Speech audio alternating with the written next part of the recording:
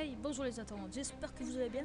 On se retrouve pour une nouvelle vidéo très spéciale sur une théorie juridique et économique en raison de la crise sanitaire de 2020 liée à l'épidémie de coronavirus. L'État a vu sa dette publique fortement alourdie depuis la crise sanitaire, depuis mars 2020. Et donc on va voir la gestion de la dette publique et le financement de sa dette par l'État français. De la parole aux actes. Quoi qu'il en coûte. Face à la crise de la Covid-19, Emmanuel Macron a multiplié les dépenses exceptionnelles. Quoi qu'il en coûte. Chômage partiel, suspension de charges ou plan de soutien au secteur en crise, l'exécutif veut limiter la casse. On va tenir, comme le pays, on tiendra, et on s'en sortira. C'est très difficile ce qui nous arrive, très difficile. Tenir, mais à quel prix? La facture de la crise sanitaire est lourde, 186 milliards d'euros. Des dépenses qui viennent creuser une dette publique abyssale. Une nouvelle commission d'experts va devoir plancher sur la trajectoire des finances de la France et le remboursement des arriérés. Sauf que la question fait débat chez les économistes et dans la classe politique. Certains militent pour une annulation pure et simple de la dette, comme la France insoumise. Tout le monde sait que cette dette est irremboursable par le 90% de ceux qui la doivent.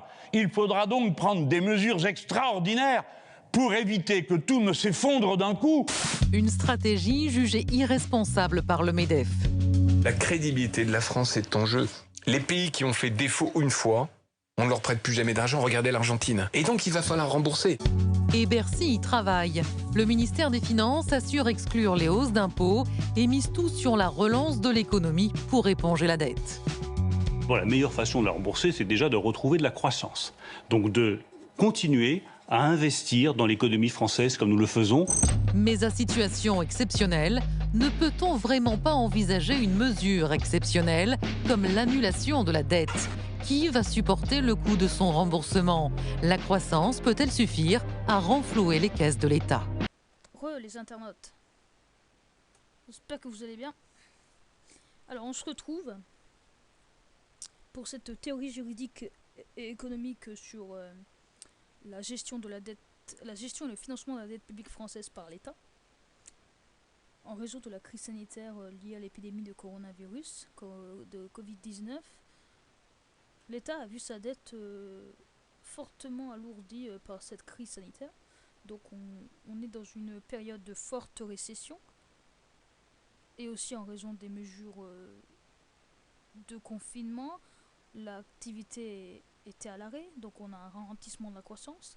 Et donc on va voir comment l'État, et on s'interroge comment l'État français gère et finance sa dette publique et comment il va rembourser la dette liée à la crise sanitaire. C'est parti. On va commencer par une petite introduction avec un point clé, un chiffre d'actualité. Tout d'abord, il faut savoir que la dette publique française en 2019, elle avait atteint 100,4% du PIB. Un chiffre qui avait augmenté en 2019 en raison du mouvement des Gilets jaunes.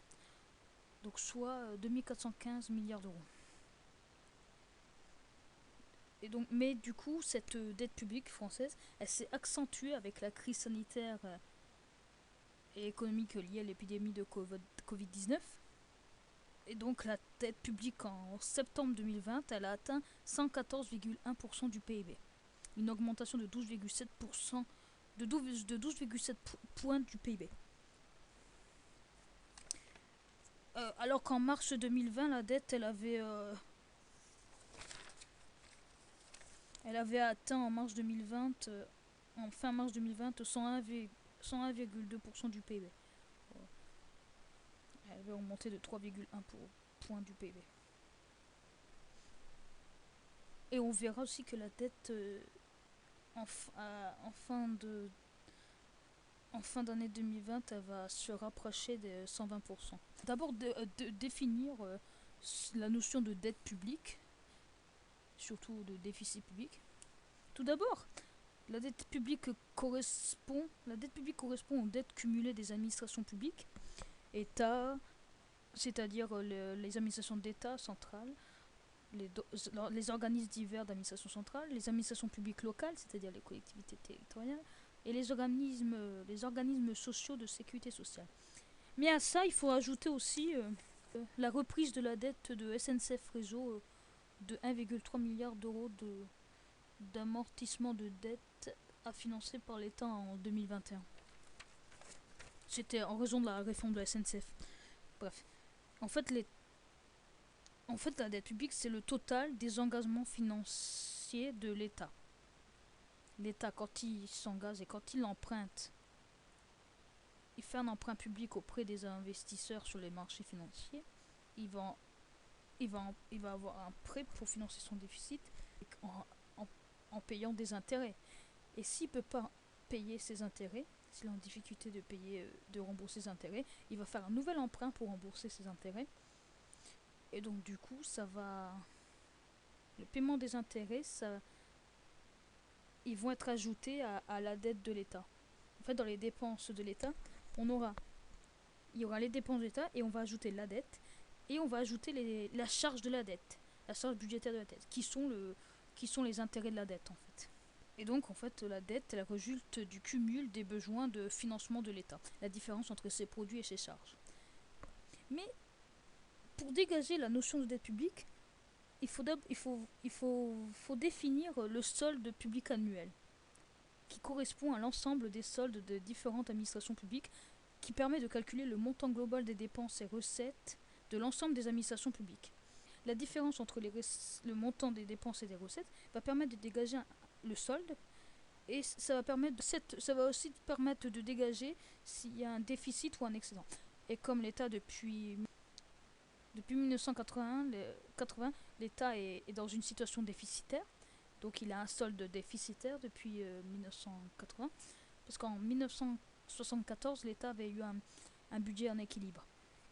Il a eu des déficits consécutifs jusqu'à nos jours.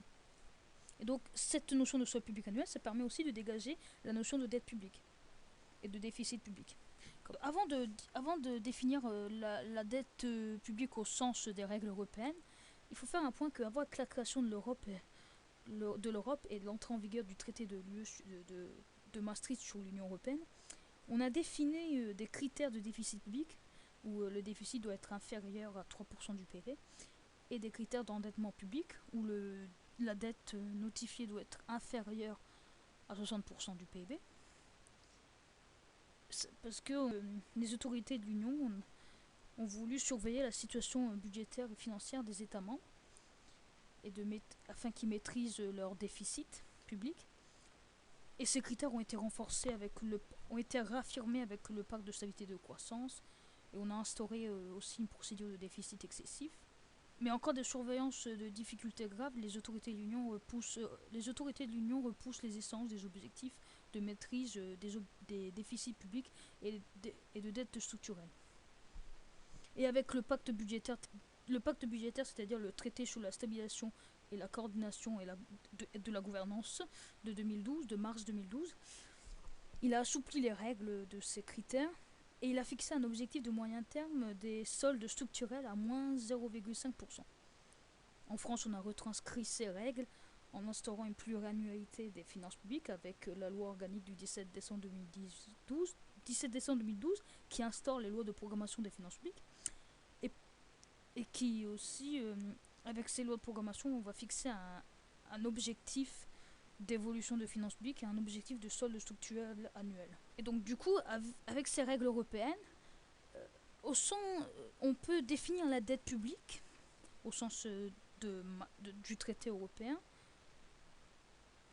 On peut définir la dette publique comme une dette brute, c'est-à-dire qui ne prend pas en compte les activités ou les avoirs monétaires détenus par l'État. Une dette consolidée, c'est-à-dire qu'elle exclut les dettes contractées entre administrations publiques, les dépôts des collectivités locales, auprès du trésor public. Et cette dette, elle est mesurée en valeur nominale. Donc on a dit les administrations publiques s'endettent pour financer leur déficit. On voit que pour l'État, les dépenses sont supérieures aux recettes et donc on constate un déficit. Et dans ce cas, il faudra que l'État emprunte sur les marchés financiers afin de afin de financer son déficit, réduire son déficit. Plus l'État emprunte, il doit payer des intérêts et s'il ne peut pas les payer, il devra rembourser ses intérêts en contractant un nouvel emprunt. Donc du coup, ça fait que en ajoutant à la dette publique, il s'ajoute dans le budget de l'État, dans la partie dépenses, s'ajoutent les charges de la dette, qui sont les intérêts de la dette. La dette publique française, elle est devenue très importante depuis la crise économique mondiale de 2007-2008, liée à la crise des subprimes de 2007 et à la crise des dettes souveraines en Europe, où on a eu une explosion de dette publique des États membres et un creusement du déficit très accru à ce moment-là. Mais la dette publique n'est pas nouvelle. On a eu aussi une dette publique qui a fortement augmenté lors de la période des entre-deux-guerres, après les deux guerres mondiales. On a eu un pic d'endettement public très important à ce moment-là. Et aussi pendant la période de récession de 93. Et on voit que cette dette publique s'est alourdie avec la crise sanitaire et économique de 2020. En début de crise, elle avait atteint 101,2%. Et en septembre 2020, elle a atteint 114,1% du PIB. Et en fin d'année 2020, il se pourrait que la dette se rapproche des 120%. Mais cette situation de dette publique et de son financement est en lien avec une multitude de facteurs politiques, économiques et sociaux. Donc ensuite on verra dans une première partie la problématique d'une dette publique française qui s'est accentuée avec la crise sanitaire et économique liée à l'épidémie de Covid-19. Et dans une deuxième partie, on verra la gestion et le financement de la dette publique française, les moyens et les outils à disposition de l'État. Premier point, la problématique de la dette publique française accentuée par la crise sanitaire et économique. Tout d'abord, on doit dire que depuis 1975, chaque budget prévoit un solde négatif avec des dépenses plus importantes que les recettes, nourrissant un déficit. Et ça va engendrer que l'État, les administrations publiques et l'État, surtout l'État et les administrations publiques, vont devoir emprunter auprès des banques et sur les marchés financiers pour financer ce déficit et ça va générer une dette publique. Parce que le dernier budget exécuté à l'équilibre en France l'a été en 1974. Depuis 1975, avec le choc pétrolier, l'État a eu un solde négatif. La notion de déficit public, ça englobe le solde de recettes et des dépenses des administrations publiques. Les trois catégories d'administrations publiques.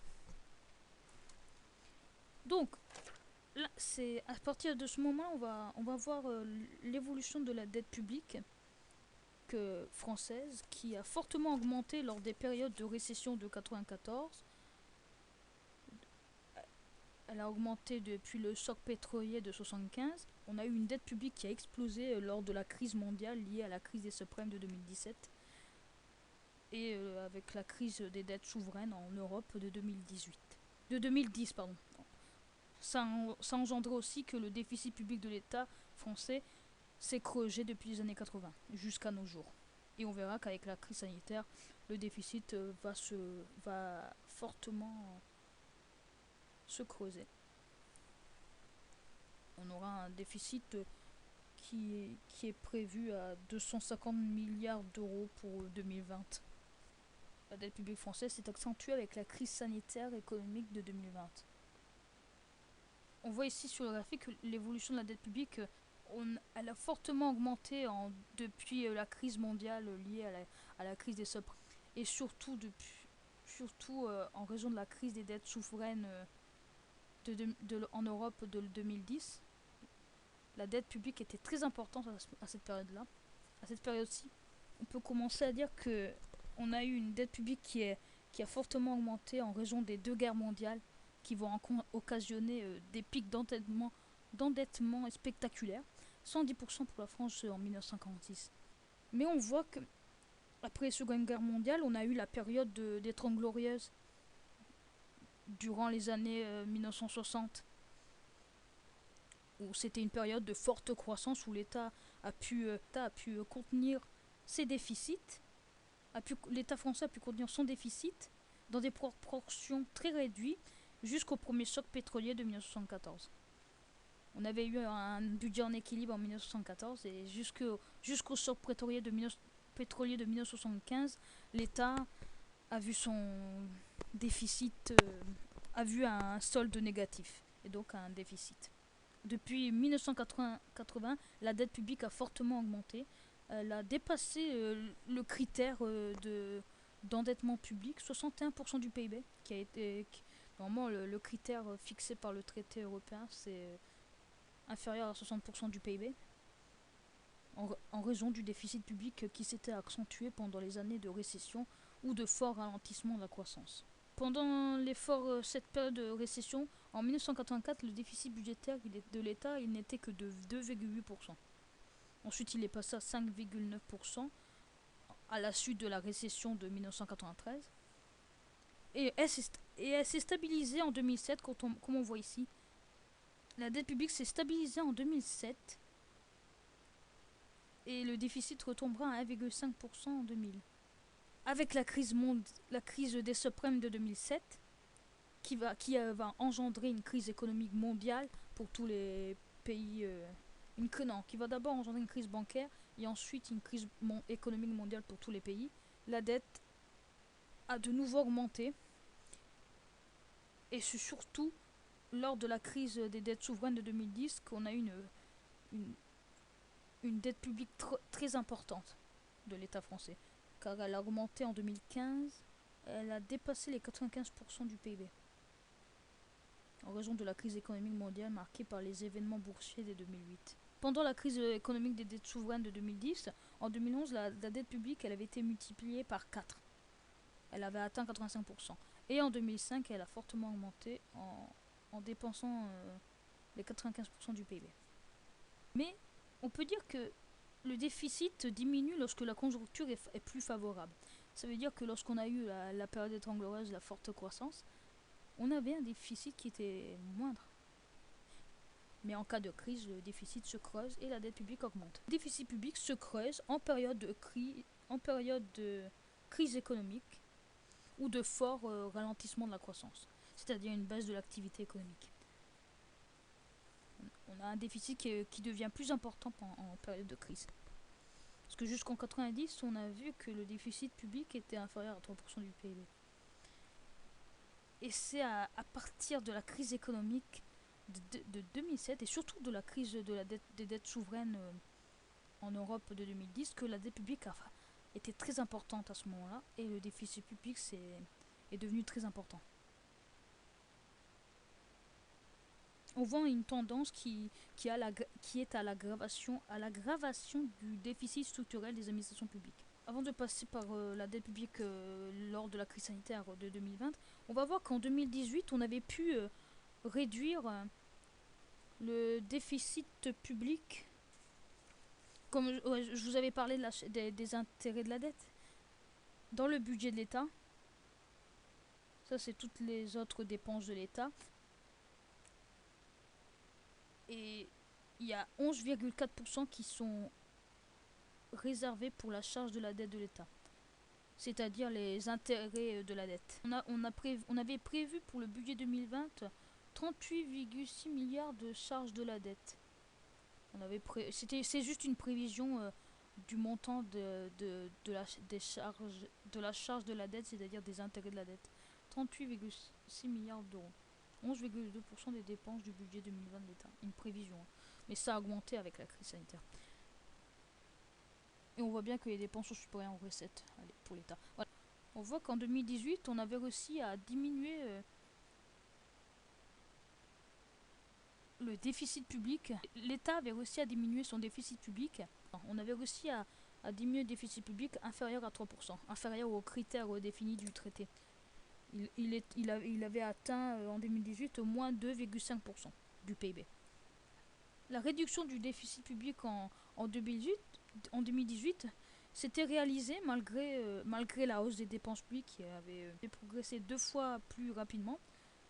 on avait pu diminuer le déficit public grâce à l'augmentation des recettes qui était plus rapide, permise par des mesures de hausse des prélèvements obligatoires. On a eu c'est-à-dire une hausse des impositions, où on avait eu un taux de prélèvement obligatoire entre 2010 et 2013 très élevé. Il s'était stabilisé en 2018 à 44,5%. Mais la dette, en 2018, elle s'était accrue de plus de 30 points du PIB au cours de la décennie. Une dette publique en 2018 de 98,4%. En 2019, elle avait atteint 100,4%. Elle a augmenté en raison du mouvement des Gilets jaunes. On a eu une dégradation du solde public en 2019, qui porterait sur le double impact de la transformation du crédit d'impôt sur la compétitivité et l'emploi, qui était en baisse, et aux nouvelles mesures prises pour accroître le pouvoir d'achat. Et aussi en raison des mesures d'urgence annoncées par le gouvernement en réponse au mouvement des Gilets jaunes, où on a corrigé la trajectoire des finances publiques inscrite dans le PLF, c'est-à-dire les mesures fiscales et sociales de soutien au pouvoir d'achat,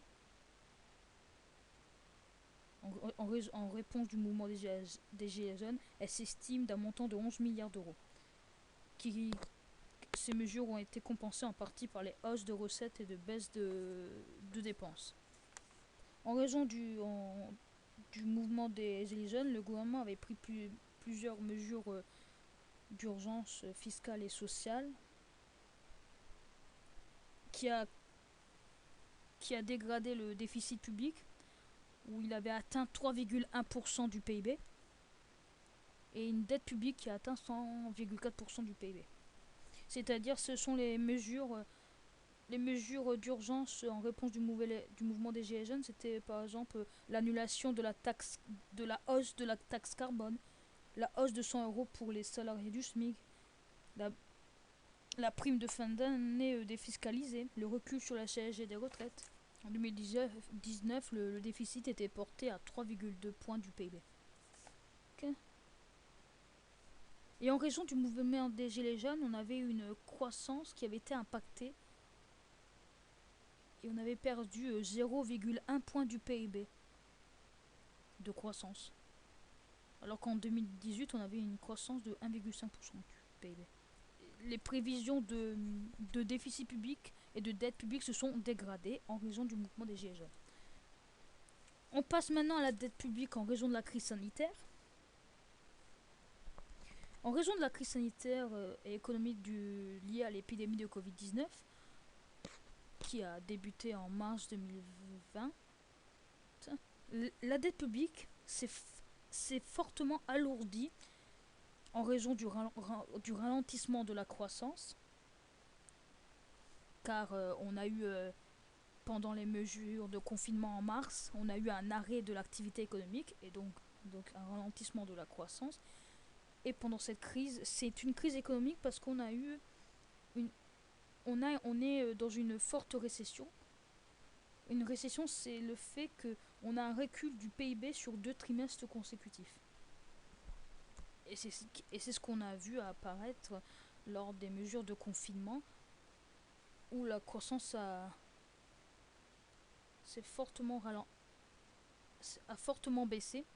Comme on voit ici, en début de crise du Covid-19, c'est-à-dire en mars 2020, la dette publique elle avait atteint 101,2% du PIB. En 2020, on a estimé en 2020 que le déficit public s'élèverait à 250 milliards d'euros, c'est-à-dire 11,4 points moins 11,4 points du PIB, du fait de la perte de recettes publiques due au recul de l'activité et du coût des dispositifs de soutien présentés par le gouvernement. On a aussi un déficit qui s'est fortement creusé, comme on voit ici. Et la dette publique pourrait atteindre 120% à la fin de la crise sanitaire. Mais on verra ça en conclusion. Et donc, on a eu un déficit qui s'est fortement creusé, avec une baisse des recettes publiques. et une hausse des dépenses publiques. Et du fait aussi des coûts des dispositifs de soutien présentés par le gouvernement, du fait des mesures d'urgence de soutien aux entreprises, avec le fonds de solidarité, pour les PME, les petites et moyennes entreprises, avec les mesures d'urgence exceptionnelle, les mesures de sauvetage pour sauver les entreprises, c'est-à-dire les reports des cotisations patronales, voire annulation, les mesures de soutien pour les ménages, qui conservent un pouvoir d'achat, etc. etc. Ça a un coût. Ici, on voit le coût qui représente 57 milliards d'euros pour les dispositifs de soutien. Avait adopté un plan de relance de 100 milliards d'euros en juillet 2020 pour relancer l'activité économique et faire repartir la croissance à la hausse. Mais ce plan va devoir être financé par soit des ressources, par des impôts, ou soit par de la dette, ou soit par des contributions de l'Union européenne.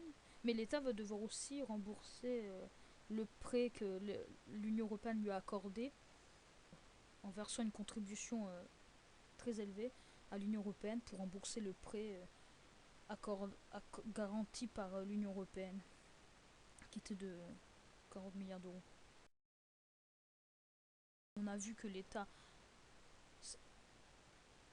a eu une dette publique très importante depuis la crise économique mondiale liée à la crise des subprimes, comme on voit ici.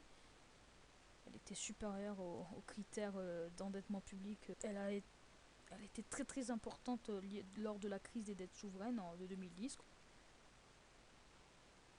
Comme on a vu que l'État a dû faire face à la crise sanitaire économique de 2020, qu'il a pris les différents dispositifs de soutien, les différentes mesures d'urgence exceptionnelle face à la crise,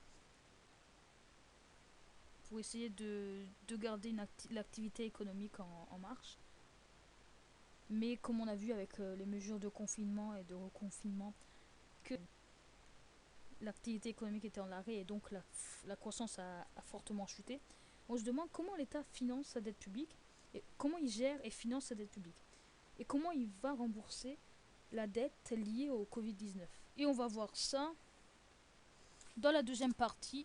L'endettement aujourd'hui n'est pas une mauvaise chose en cas de crise économique, parce que la politique budgétaire consiste à arbitrer entre deux risques.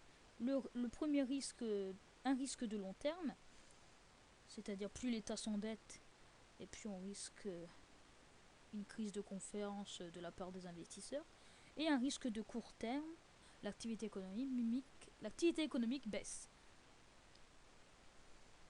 Et donc on va s'interroger comment l'État gère et finance sa dette publique, par quels moyens et par quels outils juridiques.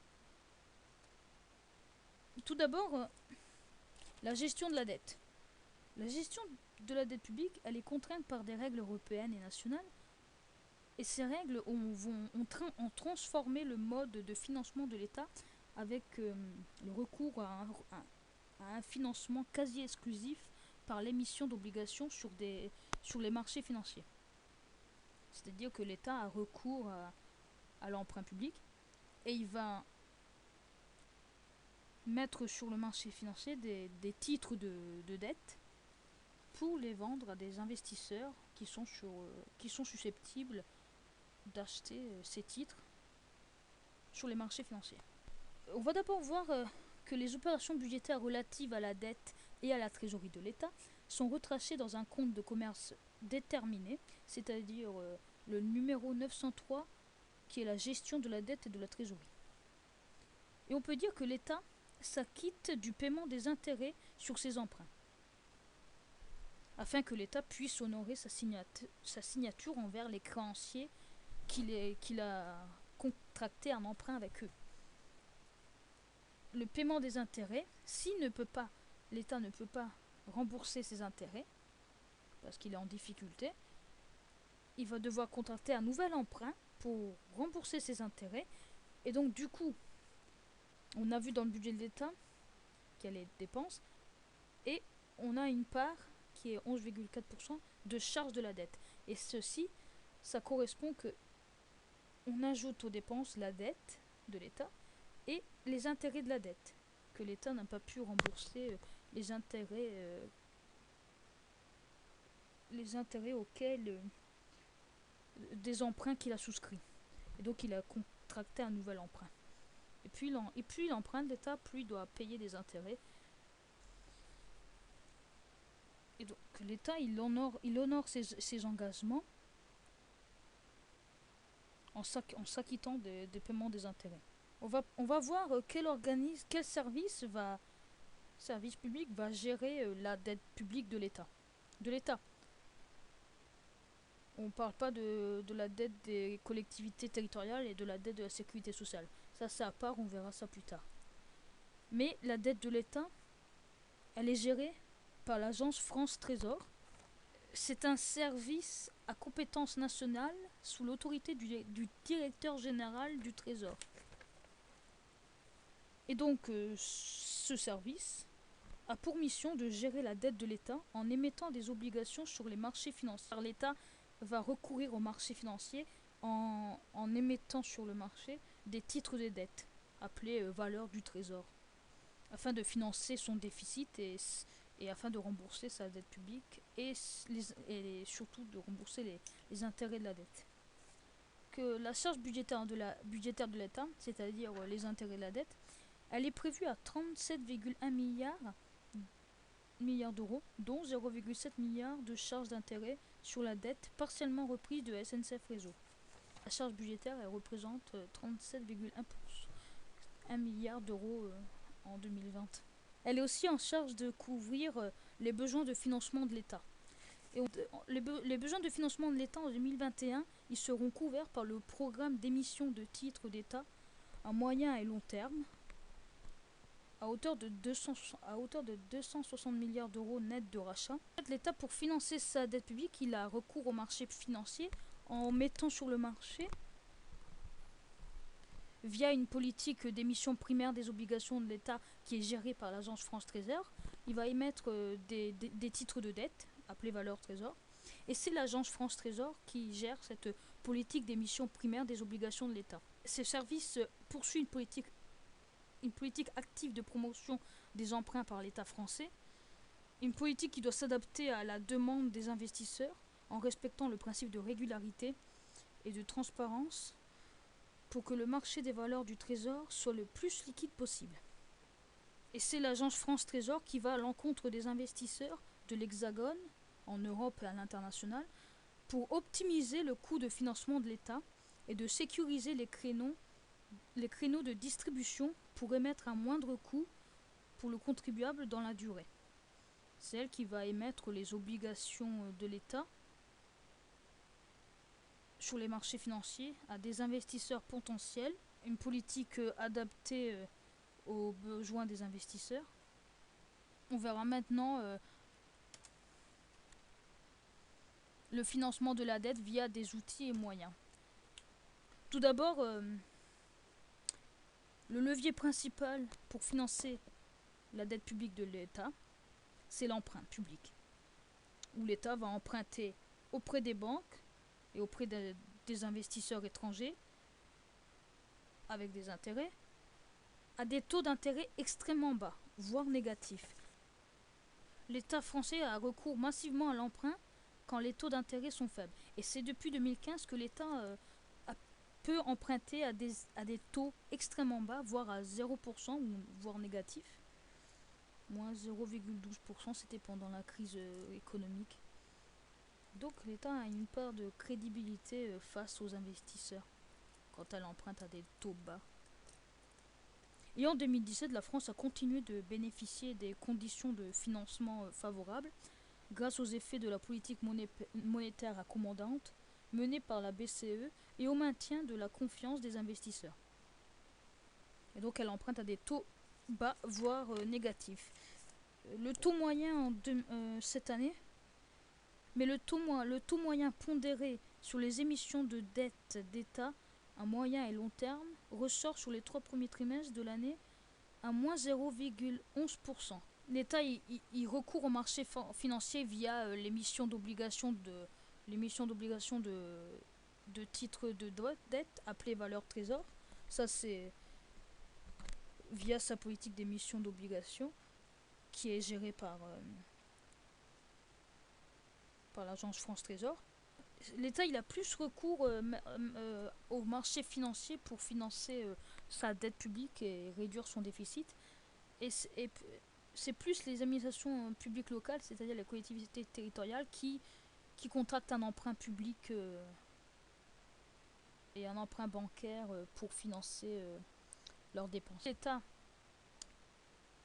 a des difficultés pour payer les intérêts souscrits, les intérêts qu'il doit payer lors de l'emprunt souscrit. Il va devoir rembourser ses intérêts et il va contracter un nouvel emprunt pour rembourser ses intérêts. Et donc s'ajoute à la dette publique la charge budgétaire de la dette qu'on a vue tout à l'heure, qui sont les intérêts de la dette en fait. À l'époque, l'État il avait eu recours à une pratique qui était la création monétaire par la Banque centrale pour maîtriser sa dette, où la Banque centrale prêtait aux États en augmentant la masse monétaire. C'était la pratique de la monétisation. Mais cette pratique engendrait de l'inflation. Et ça permettait une diminution de la charge de la dette. La Banque centrale, son mandat, c'est de lutter contre l'inflation. Les autorités de l'Union, et dans le traité sur le fonctionnement de l'Union européenne, on a interdit cette pratique. C'est l'article 123 du TFUE qui interdit à la BCE et aux banques centrales nationales de prêter au trésor public ou à tout autre organisme ou entreprise publique. C'était la fin du circuit du trésor. Et donc du coup, l'État français a recours au marché financier via l'émission d'obligations de titres de dette appelés valeurs du trésor. Le graphique en fait c'est la détention des obligations assimilées du trésor détenues par les différents porteurs. C'est la détention des titres de dette de l'État français par différents investisseurs. On a les assurances françaises, on a l'établissement de crédit français, on a l'organisme de placement collectif des valeurs mobilières français. Ça correspond aux valeurs mobilières de placement. Et les autres français, c'est par le biais de l'assurance vie. Et c'est ça en fait. Ils possèdent des titres de dette dans leur assurance vie. Et les non-résidents, c'est les investisseurs étrangers. Donc, via l'émission des obligations de l'État va émettre différents types d'obligations, différents types de bons du trésor pour vendre ces titres de dette publics à des investisseurs sur le marché financier. Premier type, c'est les besoins de financement à long terme ouvertes par l'émission d'obligations assimilées du trésor OAT. Ensuite, deuxième type de bons du trésor, les besoins de financement à moyen terme couverts par les bons du trésor en compte courant, à taux fixe et intérêt annuel. Ensuite, troisième type, c'est les bons du trésor à taux fixe dont la durée est inférieure à 1 an. Et ces bons du trésor sont assortis d'intérêts payés à l'avance, c'est-à-dire au précompté. Aussi, on avait un autre moyen pour financer les dettes des États et de l'État français. C'est-à-dire que la BCE, la Banque Centrale Européenne, rachète la dette des États membres aux investisseurs qui leur ont prêté de l'argent. C'est dans le cadre de sa politique d'assouplissement quantitatif, c'est-à-dire quantitative easing. Et elle avait prévu de consacrer en 2020 plus de 1000 milliards d'euros en raison de la crise du coronavirus pour racheter la dette. Elle prête aux États européens. Mais si l'inflation augmente, la BCE, comme c'est son mandat de lutter contre l'inflation, elle serait contrainte de remonter ses taux d'intérêt et ces États devront trouver d'autres agents pour acheter leurs dettes. La Banque Centrale Européenne détient désormais plus d'un quart de la dette des États membres. Et donc les banques centrales financent tous les plans exceptionnels des États en prêtant à des taux d'intérêt à bas. à des taux d'intérêt très bas aux États. On sait que le taux directeur de la Banque centrale, il est très bas.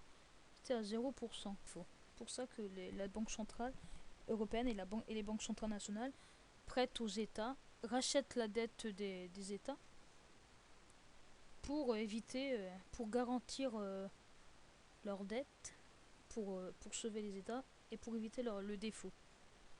Et en raison de la crise sanitaire, les dettes des États se sont retrouvées sous pression en raison de l'ampleur des plans de soutien annoncés, financés par des nouvelles émissions massives de dettes impliquant une explosion des déficits publics.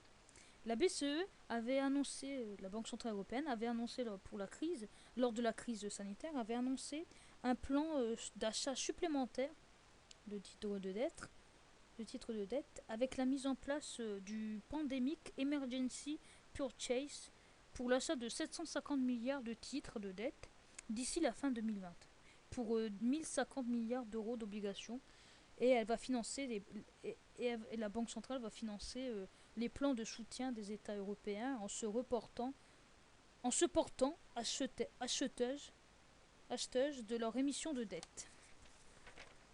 C'était un autre moyen aussi pour les États de financer leurs dettes et d'éviter le défaut. On a 50 millions de contrats d'assurance vie en France qui détiennent la dette. Et si on efface cette dette, cela revient à ne pas rembourser.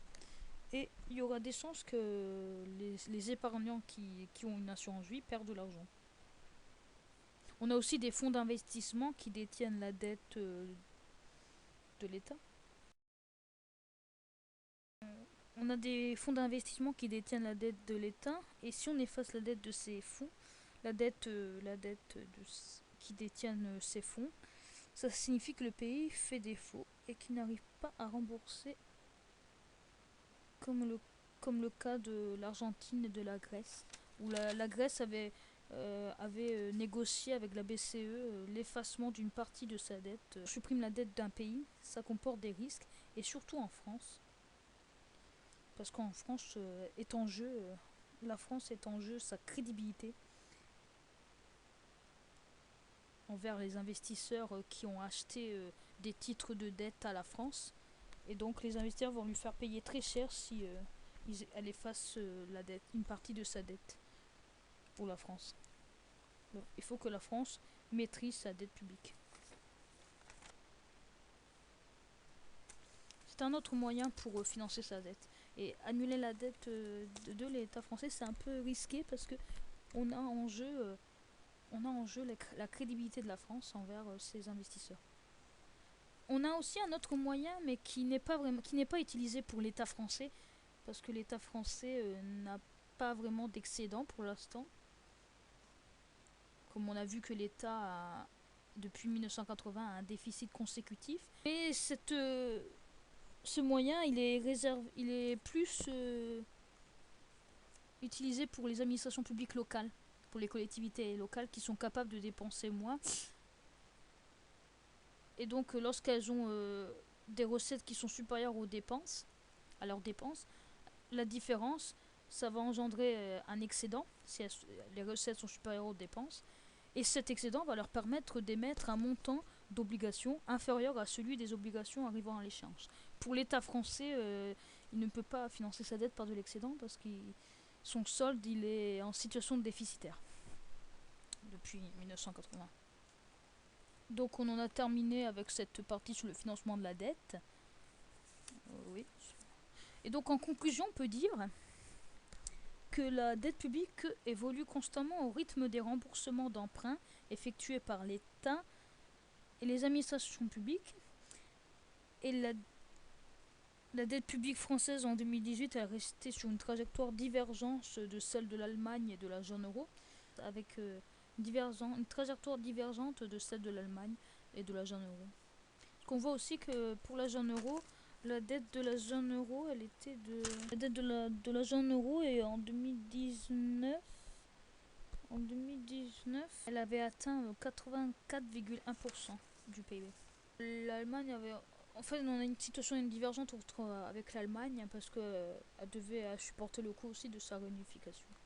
Elle ne dispose que de marge budgétaire, que de peu de marge budgétaire pour faire face à un retournement conjoncturel ou à une situation de crise.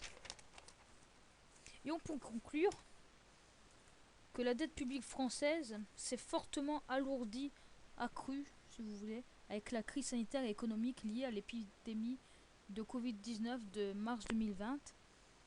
Elle s'est encore alourdie en septembre 2020, comme on a vu qu'elle avait atteint 114,1%. Et le ministre de l'économie Bruno Le Maire avait annoncé que le niveau de l'endettement devrait atteindre 119,8% en fin d'année 2020. En raison des dépenses supplémentaires induites par un renforcement des mesures de soutien aux entreprises, 15 milliards d'euros, et 20 milliards d'euros vont être débloqués pour faire face à la crise sur une durée de 8 semaines. Mais à cette dette publique, il faut aussi ajouter la dette sociale, avec un déficit de la sécurité sociale qui s'est projeté à 27 milliards d'euros, qui se projette à 27 milliards d'euros en 2021. Le gouvernement français a prévu de réduire son déficit public à 6,7% en 2021, pour 2021. Parce qu'on sait que le déficit public en 2020, il s'est fortement creusé avec la crise sanitaire, où il avait atteint 11,4% du PIB. Mais avec le plan de relance, l'État a annoncé de réduire son déficit pour 2021 à 6,7%. Et les critères de déficit public des États membres sont suspendus face au Covid-19. Et aussi, on veut essayer de reformer ces critères en changeant son périmètre. On veut aussi réviser le pacte de stabilité et de croissance. Mais ça sera pour la suite. Ce n'est pas encore acté. Et donc, du coup, ces mesures, toutes les mesures économiques de soutien prises pour faire face à la crise et les mesures de sauvetage des entreprises, les mesures qui garantissent un pouvoir d'achat aux ménages et le plan de relance qui a été adopté, 200 milliards d'euros qui est adopté par le gouvernement français en juillet 2020, traduisent une hausse massive des déficits de la dette. Les aides pleuvent de tous les côtés, alors les chiffres sont vertigineux. 500 milliards de dépenses supplémentaires pour surmonter la crise sanitaire.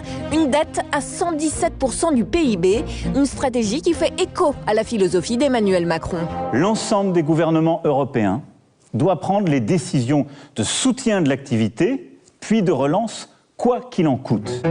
L'opposition, elle s'inquiète et alerte. Hier, dans les colonnes du journal du dimanche, le président de la commission des finances de l'Assemblée nationale, Éric Woerth, s'alarme. Attention à la bombe à retardement. Évidemment, il faut s'adapter à la situation exceptionnelle. Mais c'est un budget fantôme car on ajoute chaque jour des dépenses supplémentaires.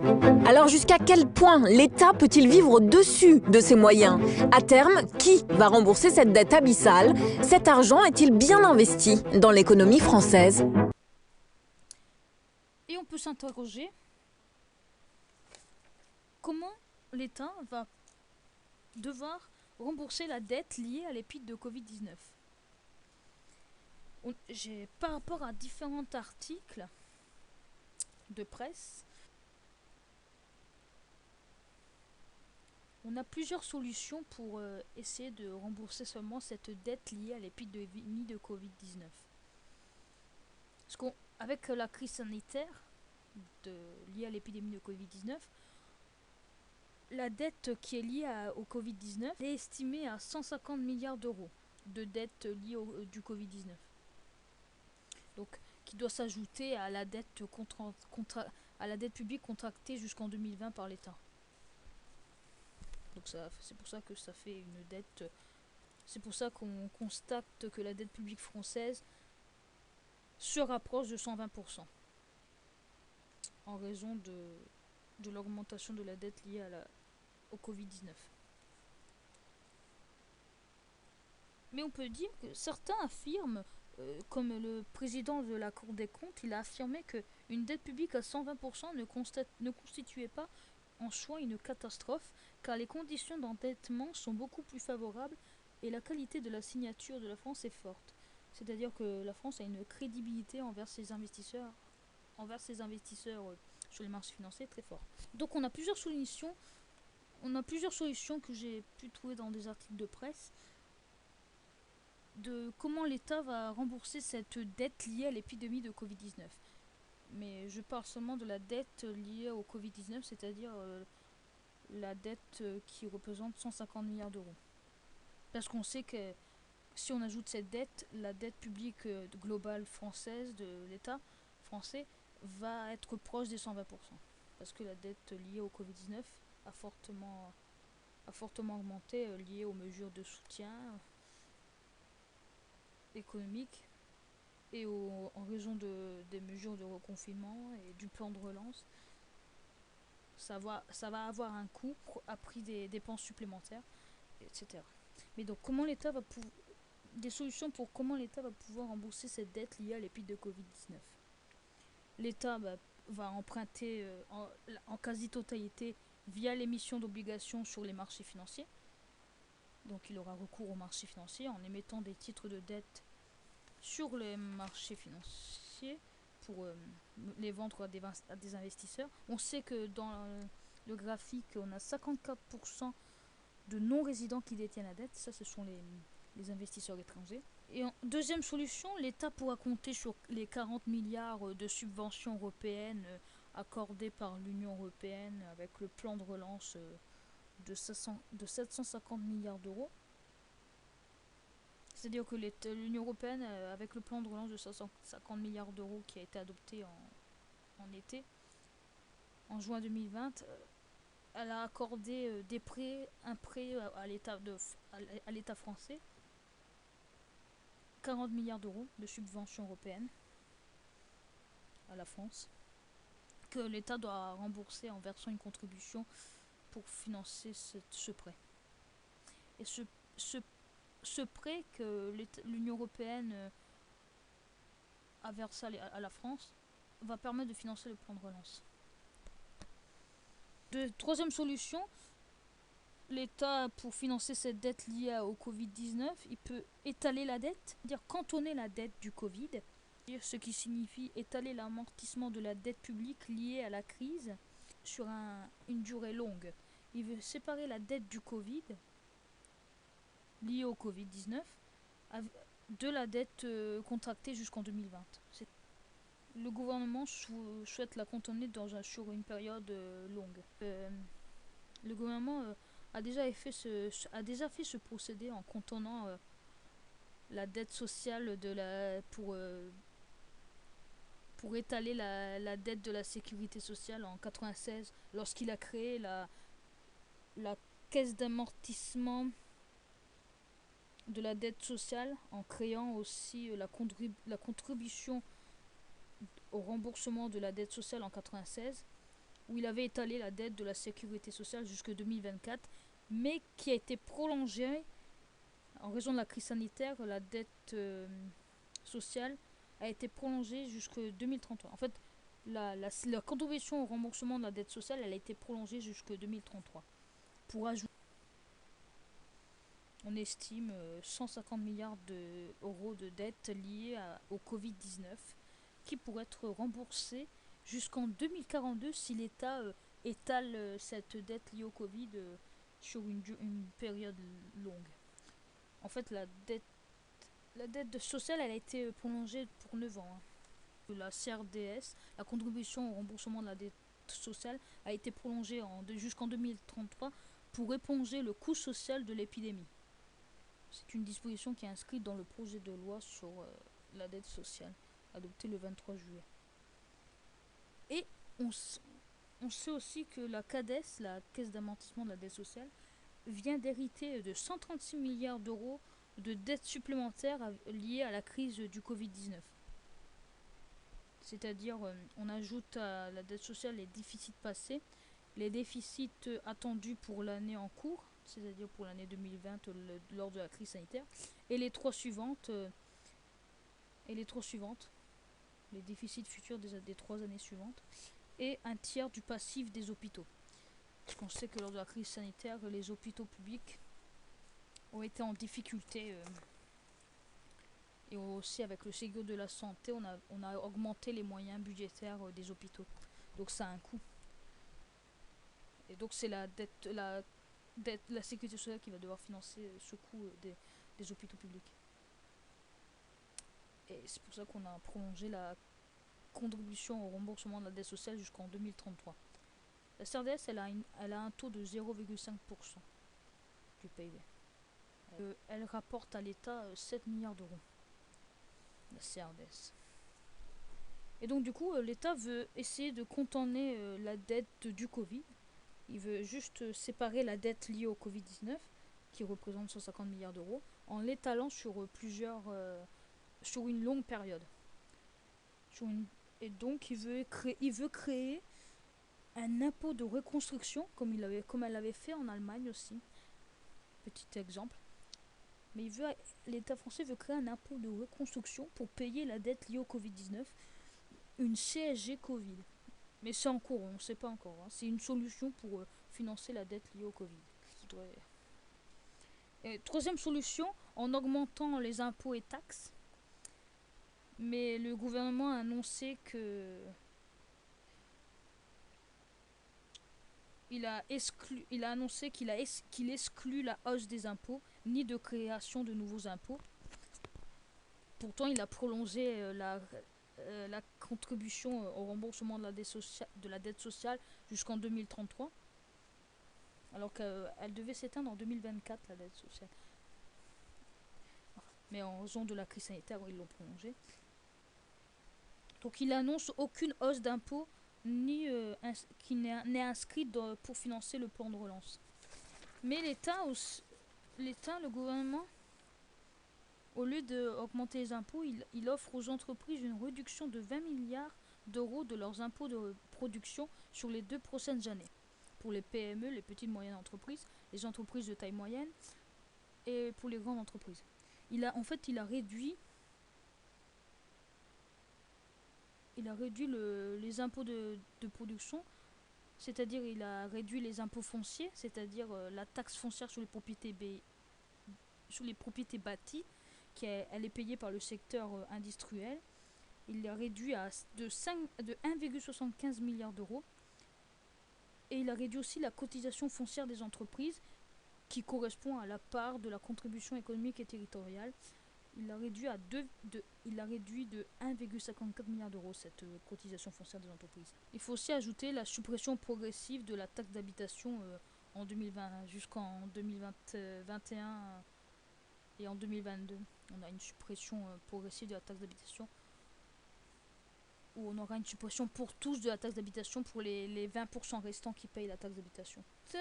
Quatrième solution pour essayer de rembourser la dette liée au Covid-19, en profitant de la croissance. Le ministre de l'économie, M. Bruno Le Maire, il mise sur la croissance qui est prévue de revenir d'ici 2022. Comme les Français, ils ont épargné 75 milliards d'euros pendant le confinement. Si les Français y consomment à nouveau, ça va permettre de relancer la croissance en engendrant plus d'activités pour les entreprises. On aura plus d'emplois et plus d'impôts et plus de recettes qui va entrer dans les caisses de l'État. Par contre, si l'épidémie repart à la hausse, des secteurs économiques resteront à l'arrêt et les ménages seront prudents en gardant leur épargne pour se prémunir des risques futurs. Et des entreprises risquent de faire faillite. Et l'activité économique sera ralentie. Et on aura sera ralentie et donc on aura une croissance non rapide, mais qui va être en ralenti. Et ça va être compliqué de faire repartir la croissance sur sa trajectoire initiale, parce que cela dépendra des politiques menées sur le long terme.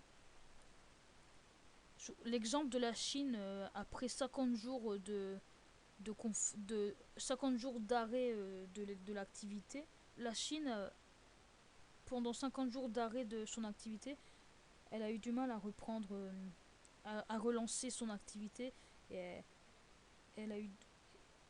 sa croissance tournait au ralenti. Elle avait un rythme au ralenti. Ensuite, cinquième solution, on peut diminuer les dépenses publiques. Soit le gouvernement a annoncé d'augmenter la durée du travail. Il annonce aussi de reculer l'âge de la retraite avec la nouvelle réforme des retraites. Ou soit aussi, il a annoncé aussi des suppressions de postes de fonctionnaires. C'est-à-dire qu'il veut diminuer les dépenses publiques, l'État. La dernière solution,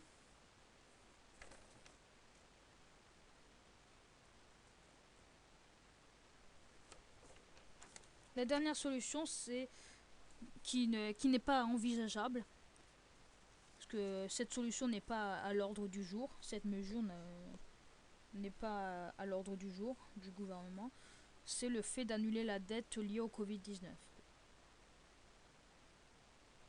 Tout d'abord, on sait que la dette de l'État français est détenue à hauteur de 18% par des compagnies d'assurance et à 6% par des banques. Et si elles ne remboursent pas ces investisseurs, les compagnies d'assurance et les banques, elles risquent de faire faillite et donc de mettre en difficulté les Français qui ont placé leurs économies. Mais la moitié de la dette française, on l'a vu tout à l'heure, la moitié de la dette française, elle est détenue par des investisseurs étrangers. Et si on annule la dette publique de ces investisseurs étrangers, ça va donner que ces investisseurs étrangers vont s'offusquer de l'annulation de la dette et ne rachèteraient probablement jamais d'obligations françaises. Et il y aura une perte de confiance envers l'État français vis-à-vis de ces investisseurs étrangers. On a 20% de dette française qui est détenue par la Banque Centrale Européenne via la Banque de France.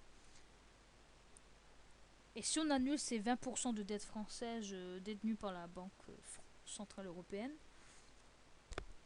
la mesure n'est pas à l'ordre du jour. Mais comme l'État est le seul actionnaire de la Banque de France, il pourrait la recapitaliser, cette dette détenue par la Banque de France.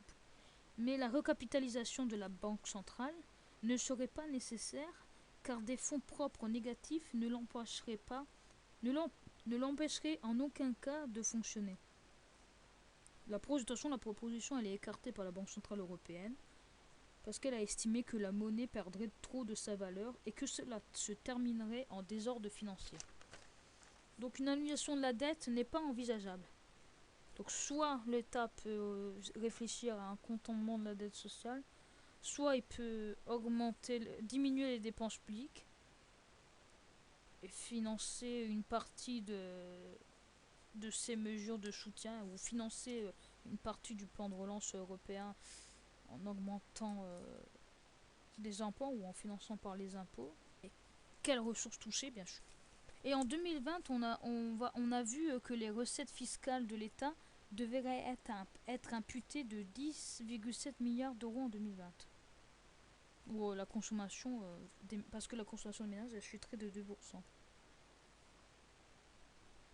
Et on sait que les banques centrales et les États ne laisseront jamais le système faire faillite. Les banques centrales financeront à taux bas les États et les entreprises. Donc pour l'instant, l'État pourra toujours recourir sur les marchés financiers en empruntant à des taux bas, voire négatifs. Et donc, parce que si, admettons, un État fait défaut, ça va rendre difficile le financement de leurs déficits résiduels. Et ces difficultés de financement d'un État en défaut va contaminer les financements des entreprises qui vont faire faillite. Et un défaut fait perdre de l'argent aux épargnants du pays aussi. Et donc c'est pour ça que l'État doit honorer ses engagements et rembourser sa dette et les intérêts de sa dette. Donc on verra comment l'État va devoir rembourser cette dette. Et j'en ai fini avec cette théorie juridique économique. J'espère que cette vidéo vous aura plu. Et si vous avez aimé cette vidéo, vous pouvez cliquer sur le pouce bleu. Vous pouvez laisser un commentaire si vous avez des questions. Et je vous dis à très bientôt pour une nouvelle vidéo. Sur ce, portez-vous bien et à la prochaine. Ciao. Vive la France, vive la République.